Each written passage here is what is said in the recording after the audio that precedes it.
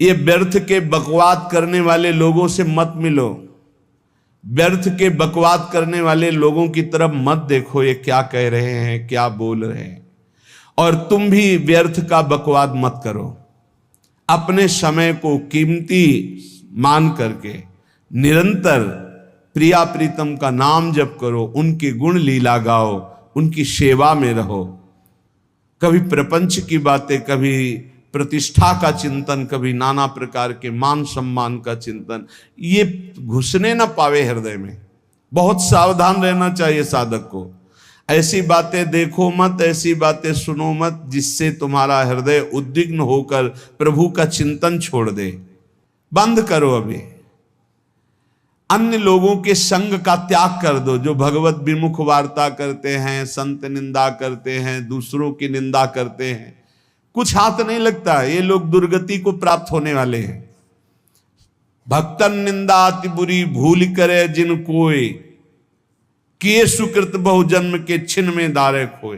पर निंदा के किए ते नहीं आवत नहीं कछुआत, मूर्ख पर्वत पाप को ले चल अपने साथ।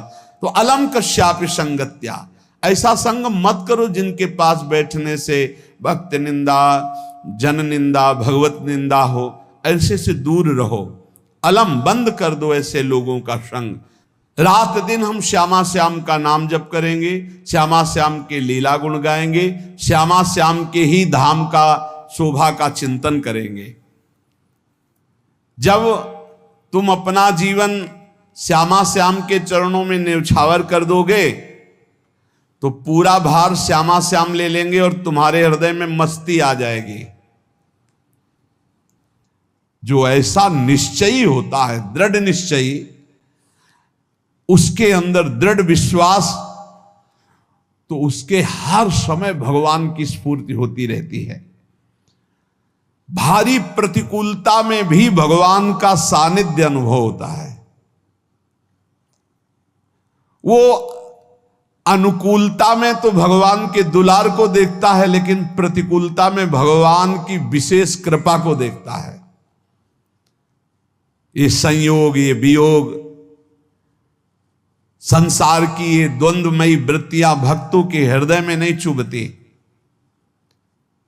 आए की हुज्जत नहीं, गए की तलाश नहीं, क्योंकि नित्य संयोग भगवत स्मृति के प्रभाव से प्रभु का रहता है। शोक, विषाद बहुत ध्यान देने योग्य विषय है।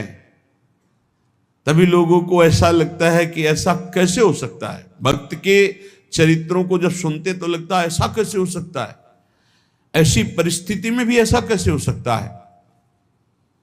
क्योंकि तुम मानसिक बुद्धि से युक्त हो और वो भागवतिक स्थिति से युक्त है, इसलिए तुम उसको पार पा ही नहीं सकते। जब तुम अपना जीवन श्यामा श्याम के चरणों में समर्पित कर देते हो हृदय से, फिर उनकी कृपा से सब विघ्न दूर हो जाते, एक अपार मस्ती रहती है। नहीं तो शोक, विषाद, दुख, क्लेश, कष्ट, संताप, भय, उद्वेग, ये सदैव सताते रहते हैं। इसी से डिप्रेशन होता है। बार बार नकारात्मक चिंतन, शोक, विषाद, दुख, चिंता, क्लेश, संताप, भय, उद्वेग, यही पूरे मानसिक स्तर को नष्ट कर देते हैं। उत्साहहीन जीवन हो जाता है। जब तुम श्यामा श्याम को समर्पित हो जाते हो तो ये सब प्रवेश भी नहीं करते, एक अपार मस्ती बनी रहती है। अब क्या होगा? श्यामा श्याम जो करेंगे वही होगा। श्यामा श्याम पता नहीं कैसा करें, नहीं, वो सदैव मंगल भवन है, वो जो करते महामंगल होता है। यह निश्चय उपासक के हृदय में आ जाना चाहिए।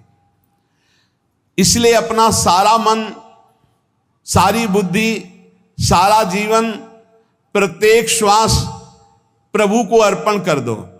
फिर देखो तुम निहाल हो जाओगे। दुख, शोक, विषाद, क्लेश, कष्ट, संताप, भय, उद्वेग, ये उसी को व्यापते हैं जिसने अपने जीवन को प्रभु के चरणों में अर्पित नहीं किया। इसलिए तुम अपना सारा मन, सारी बुद्धि, सारा जीवन, प्रत्येक श्वास केवल प्रभु को अर्पित कर दो, फिर देख लेना श्वास कैसे अर्पित की जाती, राधा राधा राधा। बुद्धि कैसे अर्पित की जाती, एकमात्र निश्चय कि भगवत सुख ही सुख है, ये जागतिक सुख सुख नहीं, ये दुख है, ये ऐसा दलदल है जिससे आज तक कोई नहीं निकल पाया। सारा मन, हम मन से केवल प्रभु का मनन करें, बार बार मन को संसार से हटा के नाम में, रूप में, लीला में, धाम में लगाएं। बहुत प्रसन्नता हो जाती है उस उपासक के हृदय में जो अपना मन बुद्धि प्रभु के चरणों में अर्पित कर देता है। भगवान ने तो इसको बहुत उत्तम स्थिति बताया है कि मेरे से कभी वो अलग हो ही नहीं सकता यदि मन बुद्धि अर्पित कर दिया। मय्येव मन आधत्स्व मयि बुद्धिम निवेशय, तो निवशस्य मय्येव अत ऊर्ध्वं न संशया, बिल्कुल संशय नहीं, वो मेरे में ही निवास करेगा जिसने मन और बुद्धि अपनी मेरे में अर्पित कर दी। बहुत प्रसन्नता रहेगी उस उपासक के जीवन में जो अपने आप को मन बुद्धि सहित प्रभु के चरणों में समर्पित कर दिया है। भगवान का आश्रय लेने वाले की पहचान है हर परिस्थिति में प्रसन्न रहना। देखो आप भगवद आश्रित हो कि नहीं, देखो अनुकूल परिस्थिति में तो सब प्रसन्न रहना, लेकिन प्रतिकूल परिस्थिति में प्रसन्न रहना ये भगवान के भक्तों का लक्षण है। हर परिस्थिति में प्रसन्न रहना ये भगवान के भक्तों का लक्षण है। आनंदगन भगवान का आश्रय मिलते ही आनंद छा जाता है हृदय में। उनके पास आनंद का अभाव होता ही नहीं है।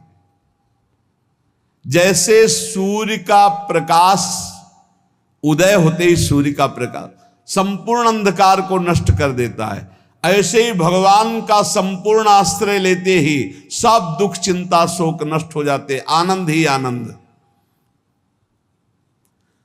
तुम भगवान के मंगलमय रूप को नहीं जानते हो, पर उनके मंगलमय भाव को, विधान को मानना शुरू कर दो। जो भी होता है मंगलमय होता है। हमने जीवन में देखा है, अगर इधर कोई बहुत बड़ा सुख दिया तो देर नहीं लगेगी, 24 घंटे नहीं व्यतीत होंगे और ऐसे दुख दे देंगे, जिससे दोनों का समान भाव रख करके ना दुख में तुम भूलो प्रभु को, ना सुख में फूलो, सीधे भगवत मार्ग में चल। पूरे जीवन की बात देखा है, भगवान के मंगल विधान में सदा सर्वदा सुख ही सुख है, इस बात को मान के प्रसन्न हो जाओ।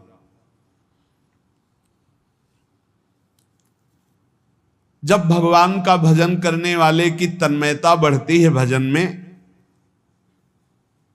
तो द्वेषी जन अपने आप तैयार हो जाते हैं। भक्त कभी किसी से द्वेष नहीं करता, अपने आप वो द्रोह करने लगते। तो नरसिंह मेहता जी से बहुत गांव के कई लोग थे जो जलते थे, ऐसे जलते थे कि अब क्या करें, कैसे मिटा दे नरसिंह मेहता जी को।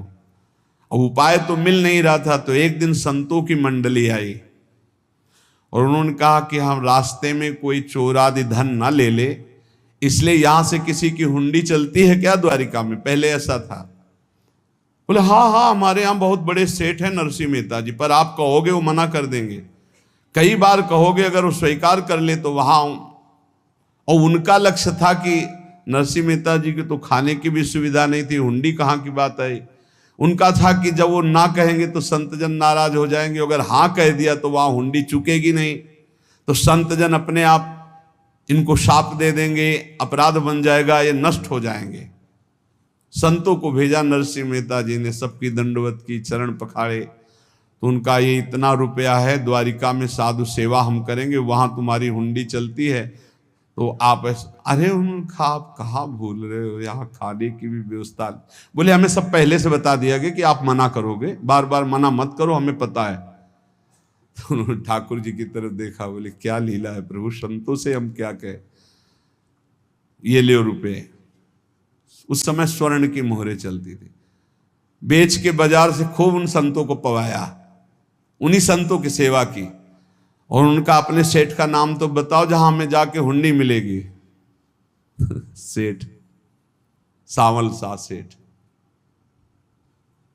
संत जन गए वहां, पूछा कि नरसिंह मेहता जी का जिन सेठ से परिचय, उनका नाम सावल सा सेठ, उनकी गद्दी कहाँ है? तो जो कुछ भक्त थे वो द्वारिकाधीश की तरफ संकेत करते कि वही हैं। बोले नहीं नहीं, वो सेठ है, उनकी गद्दी चलती। पूरी बाजार में कहीं कोई। अब संत जन एकांत में होकर के बहुत विचलित हुए, क्या हमारे साथ धोखा हुआ? नरसिंह मेहता जैसा संत क्या धोखेबाज हो सकता है? देखो, संशय तो बहुत विचित्र होता है। बड़े बड़ों को संशय हो जाता है। जब भगवती सती जी को संशय हो गया, राम जी को, हे खग हे मृग हे मधुकर श्रेणी, ऐसा पूछते हुए कि सच्चिदानंद कैसे हो सकते, तो किसी को हो सकता है, क्योंकि वो बुद्धि की अधिष्ठात्री देवी है। जो ही उनके मन में ऐसा आया कि क्या हमारे साथ धोखा हो रहा है, इतने में ही देखा, जय हो सावल सा सेठ की। वो कहा सावल सा सेठ? तो देखा बढ़िया मुनीम जी उनके साथ, सेठ बस्ता लिए हुए मुनीम जी, सरकार इधर से चलो। तो उनका सावल सा सेठ आपका नाम है? संतों ने कहा। बोले हाँ। बोले नरसिंह जी? हाँ। बोले आपकी हुंडी आ गई है। हुंडी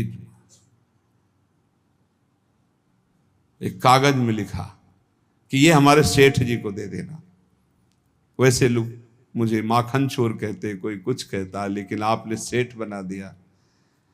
जब आपने सेठ बना ही दिया तो आप कभी परवाह मत करना तुम। और ये सेवक आपकी सेवा में सदैव तत्पर है। भगवान ने ऐसा लिखा।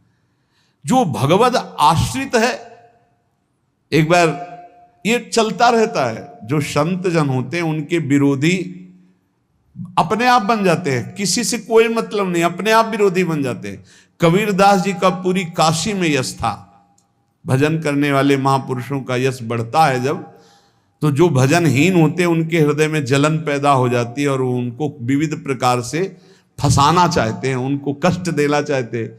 तो कबीरदास जी के यश को धूमिल करने के लिए कुछ ब्राह्मणों ने एक रचना रची। मुड़ मुड़ा के कबीरदास जी के शिष्य बन करके पूरी काशी के सब आश्रमों में निमंत्रण दे आए। कल भंडारा है, संत सेवा है, सबने स्वीकार किया। कबीरदास जी अपनी दिनचर्या करके निकले तो संत मंडली आने लगी। बोले कै बजे सेवा है? साधु सेवा। बोले कौन सी साधु सेवा? बोले कल आपके शिष्यजन निमंत्रण दे के आए, पूरी काशी के सब संत आ रहे हैं। कबीरदास जी ने कहा यहाँ तो एक की भी व्यवस्था नहीं, पूरी काशी के संत आ रहे। अच्छा, समझ में आ रहा है, लीला बिहारी तुम लीला करना चाहते हो। गए अपना निकल गए गंगा किनारे, एक झाऊ के नीचे बैठकर अपना भजन ध्यान में मगन है। 11-12 बजे तो उन्होंने देखा संतों की मंडली, काशी तो बहुत। कबीरदास जी ने देखा कि आश्रम की, तो बोले पता नहीं क्या होगा, चलो चलते हैं। तो ऐसे गमछा वस्त्र करके ऐसे डालकर मुंह ढक करके, वहां बड़ी बड़ी पंगत लगी थी। कबीरदास जी सबको पाओ जी पाओ। कबीरदास जी के रूप में स्वयं भगवान पाओ जी। कबीरदास जी ने कहा अच्छा, जब स्वामी परस रहे तो हम भी बैठ के पा ले। तो जब उसी पंगत में बैठ गए अपना कपड़ा ढक करके, और जब मोहरे की दक्षिणा दे रहे थे सब लोग कि वाह कबीरदास जी ने आज तो साधु से। सबको जब कबीरदास जी के सामने आए तो ऐसे मुंह ढके, बोले देखो जो मेरा होता है उसे मुंह छुपाना नहीं पड़ता, मुंह ढकला नहीं पड़ता। लो दक्षिणा, तुम भी दक्षिणा ले। कबीरदास जी को कबीरदास जी दक्षिणा दे रहे, और वो कबीरदास जी है भगवान, और ये पाले वाले कबीरदास जी है भगवान के जन। कभी भगवान अपने, अरे जमाने जोर लगा ले, कितना जोर लगाएगा, भक्त और भगवान का झंडा कभी न झुकने पाएगा। बिल्कुल चिंता, शोक, भय, उद्वेग रहित जीवन भगवद आश्रित। तुम भगवान के मंगल विधान में सदा सर्वदा प्रसन्न रहो। अब ये विचार कर लो कि भगवान जो करेंगे तुम्हारा मंगल करेंगे। अब थोड़ा ऐसा बीच में लगता है कि अमंगल हो रहा है क्या, लेकिन पक्का समझो बहुत बड़ा मंगल उनका विधान होता है। बहुत ही उत्तम मंगल होता है भगवान के शरणागत का। भगवान हमारे विचारों वाले नहीं हैं, हमारे विचार प्राकृतिक है, भगवान के विचार चिदानंदमय हैं। वो अपने विचार से हमारा मंगल करते हो, हम अपने विचार से मंगल चाहते हैं। भगवान के विचार से मंगल ही हमारा होगा, इसलिए कभी हमको चिंता शोक भय नहीं करना चाहिए। भगवान की ओर से कभी तुम्हारे लिए ऐसा विधान नहीं होगा कि तुम दुखी हो जाओ, बस तुम्हारी सोच हो सकती है, उसका परिणाम बहुत मंगल होगा। जगत की ओर से निराश हो जाओ, किसी से आशा मत रखो, फिर आप देखो आपका जीवन कैसा आनंदमय व्यतीत होता है। ये जो जगत की आशा है यही दुख प्रदान करती, सच्ची जगत की आशा ही दुख प्रदान करती है। अगर जगत से कोई संबंध न रखा जाए और भगवत भाव में रहकर तो बहुत अच्छा जीवन चलेगा। अपने कर्तव्य का पालन करो, परिवार को भगवत स्वरूप मानकर पोषण करो, किसी से कोई संबंध मत रखो, कोई आशा मत रखो, यही अध्यात्म सिखाता है। अपने आप भगवत स्वरूप, सबका व्यवहार मंगलमय और आपका जीवन मंगलमय। अपने घर में ऐसे रहो जैसे किसी अतिथि के घर में रह जाता है, चलना है यहां से जाना है। कौन रहता है अपने घर में अतिथि की भांति? भगवान का भक्त। जाना है यहां से, अपनी प्रिया प्रीतम के पास जाना। ये हमारा घर नहीं है, यहां तो हम समय व्यतीत कर रहे हैं, अपनी आयु व्यतीत कर रहे हैं भगवत आराधना करते हुए। हमें जाना है प्रिया प्रीतम के पास। वास्तविक घर भगवान का धाम है हमारा, वास्तविक घर वाले प्रभु हैं हमारे, जो नित्य सच्चिदानंद भगवान के चरणों में अपने चित्त को समर्पित करता रहता है। उसको यह अनुभव होने लगता है कि बड़ी कृपा है हमारे ऊपर, भगवान की बड़ी कृपा है हमारे ऊपर। सर्वसमर्थ परम सुहृद भगवान ऐसे भक्त के ऊपर हर समय वरद हस्त रखे रहते हैं। ये केवल प्रवचन नहीं, सच्ची बात मानिए। ऐसे भगवान का वरद हस्त हर समय रहता है। जब भगवान की छत्र छाया में भक्त अपने को देखता है तो आसपास घोर विपत्तियों का भी समुदाय हो तो भी वो आनंद में मगन रहता है। हर हालत में आनंदित रहना ये भक्त का स्वभाव है। भगवान ऐसे भक्तों को प्यार करते हैं जैसे कछुआ अपने अंडे को बाहर रख आवे और रात दिन उसका चिंतन करे। जब भक्त भगवान को समर्पित होता है तो भगवान रात दिन उसकी ऐसे चिंतन सुरक्षा करते हैं। अभय, ये दैवी संपदा का पहला गुण है। ये भगवान के शरणागत पर जागृत हो जाता है, वो भयभीत नहीं होता, किसी भी उससे भयभीत नहीं होता।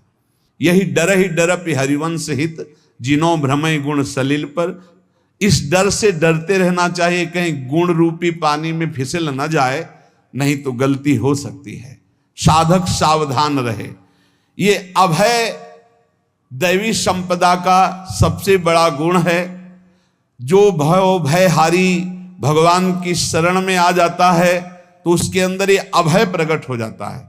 अगर कहीं तुम्हें एकांत में भय लग रहा है, एक आदमी तो एकांतिक में आए थे, वो कह रहे थे कि हमें हर समय भय लगा रहता कि कोई हमारे पीछे है, अंधेरा तो लगता कोई खड़ा है, मैं जीना मुश्किल हो गया, ऐसा भय। देखो ये मन कैसा है, भगवान से विमुख होने पर कैसे डरवाता है।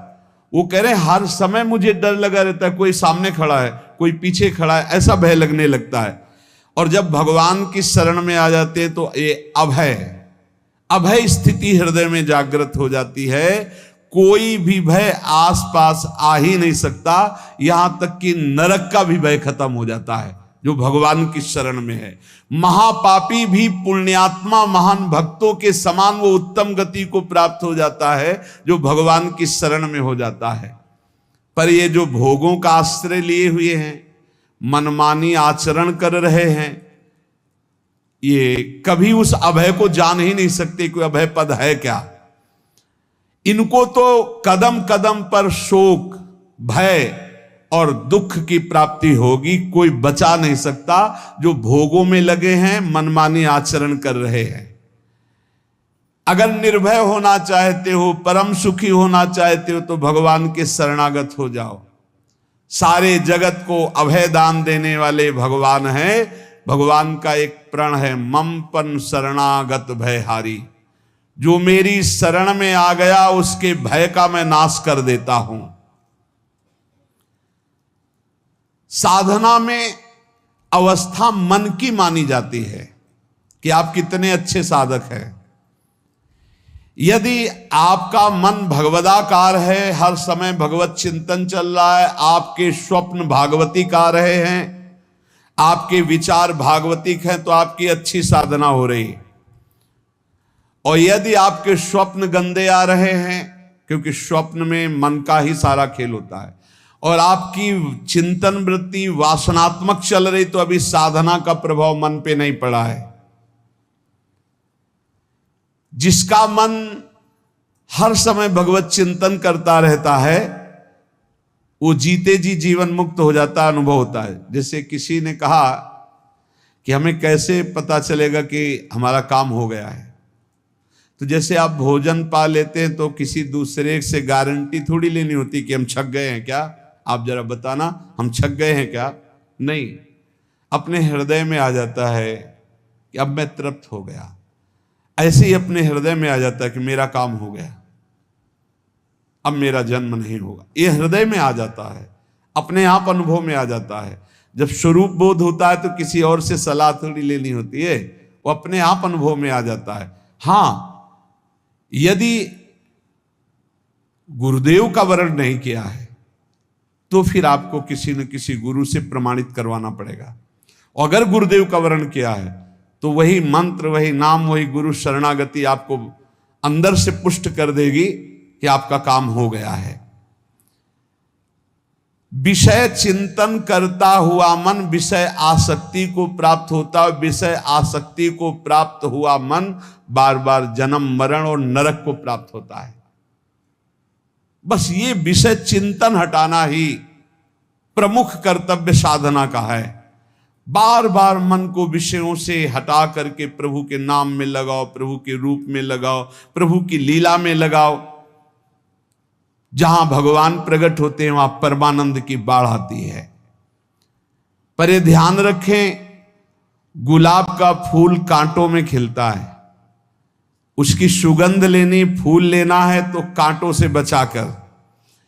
ऐसे ही जब आप भगवत चिंतन के लिए चलेंगे तो आपका चिंतन चुराने के लिए माया विविध नाटक करेगी, कांटे फैलाएगी।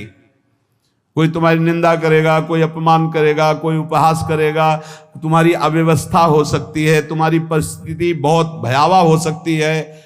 इन परिस्थितियों में भी भगवत चिंतन का तार ना टूटने पावे तो आगे गुलाब का फूल है। जैसे कांटे से बचाकर गुलाब का फूल लेते हैं और भगवद अर्पित करके सौरभ का सुख लेते हैं, ऐसे ही भगवान के प्रेमानंद का अनुभव करने के लिए संसार के कांटों से बचना होगा। और खिलेगा यही फूल संसार में ही, मनुष्य देह में, और योनियों में नहीं। भगवत प्राप्ति स्वर्ग में नहीं होगी, इसी मृत्यु लोक में होगी।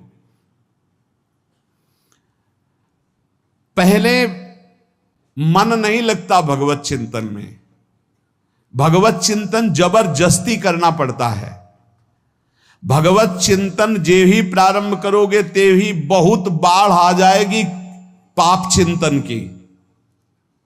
ध्यान दीजिए, बहुत लोग प्रश्न करते रहते हैं कि हम जब भजन में बैठते हैं तो बहुत गंदी बातें आती, मन बड़ा चंचल होता है, भाग जाता है। ऐसा प्रारंभ में जब कोई भगवत चिंतन प्रारंभ करता है तो उसका मन विषयों में भागता है, गंदी बातों में भागता है।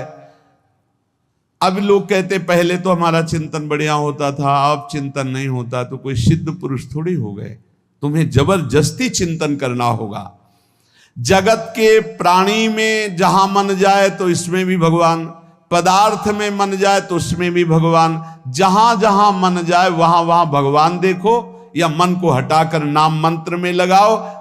ऐसे भगवत स्मृति जागृत की जाती है, बार बार प्रयास करना होता है। कई लोग ये प्रश्न करते हैं कि हमसे बड़े पाप हो गए तो क्या हमें भगवान की प्राप्ति हो जाएगी? तो यहां कह रहे हैं भगवान किसी के पूर्व जीवन को नहीं देखते हैं, वर्तमान के भजन को देखते हैं। पकड़ो इस बात को।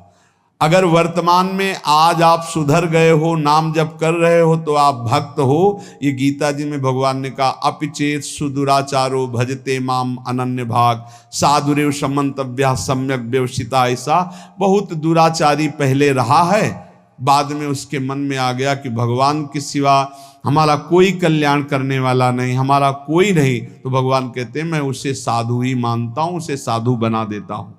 भगवान किसी के पूर्व जीवन को नहीं देखते। बहुत बढ़िया बात है। कल तक हम क्या करते रहे भगवान नहीं देखते, आज क्या कर रहे हो ये देखते हैं। यदि आज आप भजन में लग गए हो, अच्छे आचरण कर रहे हो, तो आपको भगवत प्राप्ति हो जाएगी। भगवान ये नहीं देखते कि पूर्व में पुण्यात्मा रहा है कि पापात्मा रहा है। भगवान वर्तमान में देखते कि मेरा भजन कर रहा है, बस इसी से कल्याण कर देते हैं। पकड़ो इस बात को, तो कभी प्रश्न नहीं उठेगा कि क्या हमको भी भगवत प्राप्ति हो सकती है क्या। हमारा मन यदि श्री भगवान को चाहने लगे तो श्री भगवान हमारे मन में ही आकर बस जाएंगे। भगवान की रूप माधुरी में मन डूबने लगेगा। यथार्थ सत्य, जो भगवान से थोड़ा भी प्यार करने लगे हैं, उनके हृदय में भगवान की उनकी भावना के अनुसार झलक आने लगी है। हृदय में प्रभु के आते ही अनंत जन्मों के संस्कारों का नाश हो जाता है। इसलिए तुम अपने पहले वाले घृणित जीवन को याद भी मत करो और उसको सोचकर जरा निराश भी मत हो। अमावस्या में घोर अंधकार रहता है, पर प्रातः काल में अंधकार नष्ट हो जाता है। ऐसे ही नाम का उच्चारण करते ही तुम्हारे जितने पाप अंधकार हो सब नष्ट हो जाएंगे। तुम चाहो कि एक क्षण भी प्रभु को ना भूलो। अब वर्तमान में ऐसी स्थिति बनाओ। जो प्रभु को नहीं भूलने की चाह करता है कि मुझे ऐसी स्थिति प्राप्त हो कि मैं कभी प्रभु को ना भूलूं, तो सच्ची मानो और कोई बात भगवान सुने ना सुने, ये बात जल्दी सुन लेते हैं। भजन की मांग करो तो बहुत जल्दी भगवान पूर्ण करते हो। भजन जिसका चलने लगा तो फिर लोकांतर के सारी रिद्धियां सिद्धियां सुख वैभव तो उसके चरणों में लौटते हैं।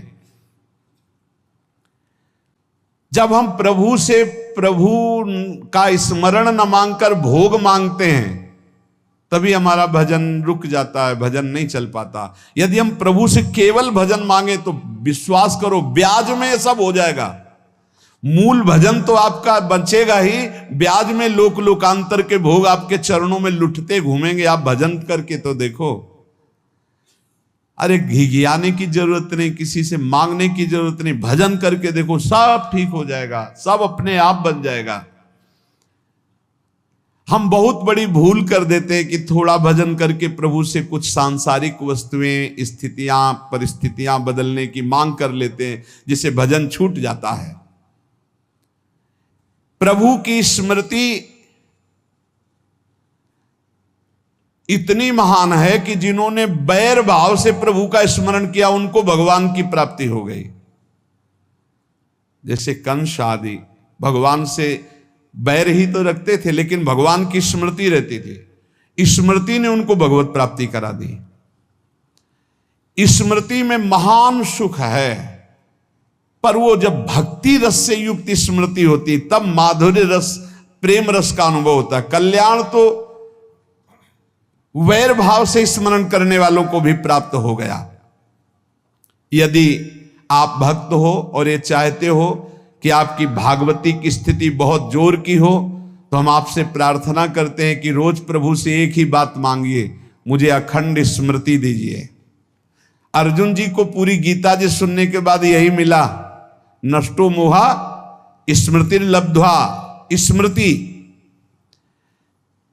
प्रभु आप हम पे ऐसी कृपा कर दो कि हमारे हृदय में किसी और व्यक्ति, वस्तु, स्थान की स्मृति न रह जाए, केवल आपकी स्मृति रह जाए।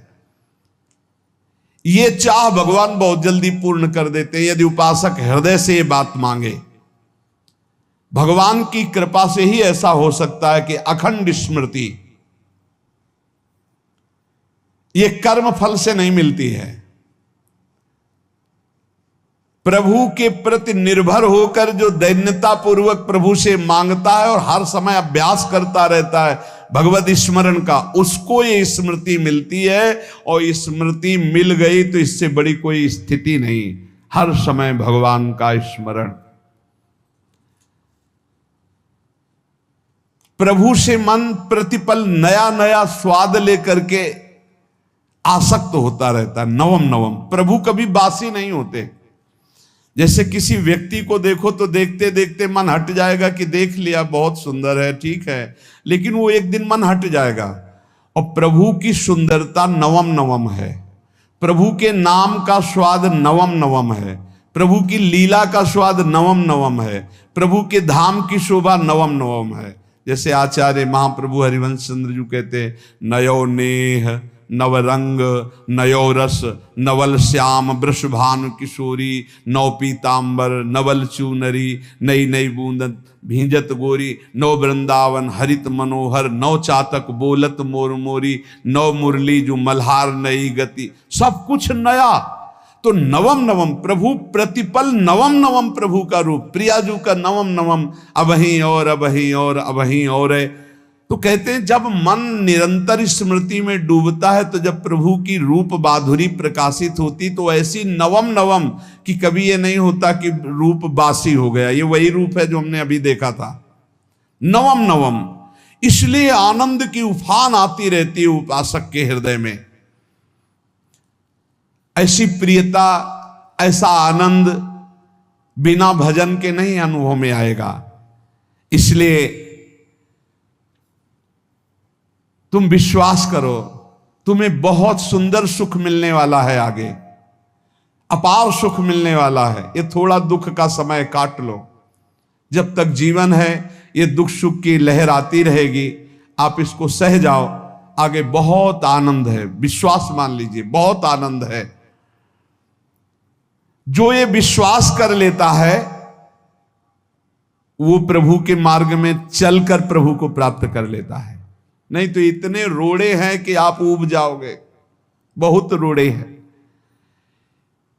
जो प्रभु के मार्ग में चलता है तो माया के बहुत से पार्षद अपना प्रभुत्व दिखाने उनके पास आते हैं, महिमा अपनी दिखाने, पर वो किसी वस्तु स्थिति अवस्था प्राणी पदार्थ का प्रभाव स्वीकार ही नहीं करता, क्योंकि भगवत स्मृति परायण है, भगवान की कृपा पर विश्वास है, इसलिए उसको कोई फंसा नहीं पाता।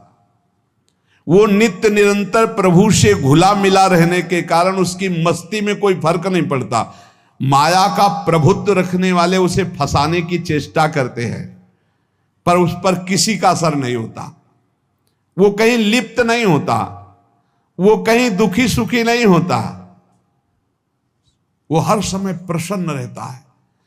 तुम देखो, हर समय प्रसन्न रहते हो? यदि नहीं तो तुम किसी व्यक्ति वस्तु का आश्रय लिए हुए, प्रभु का नहीं।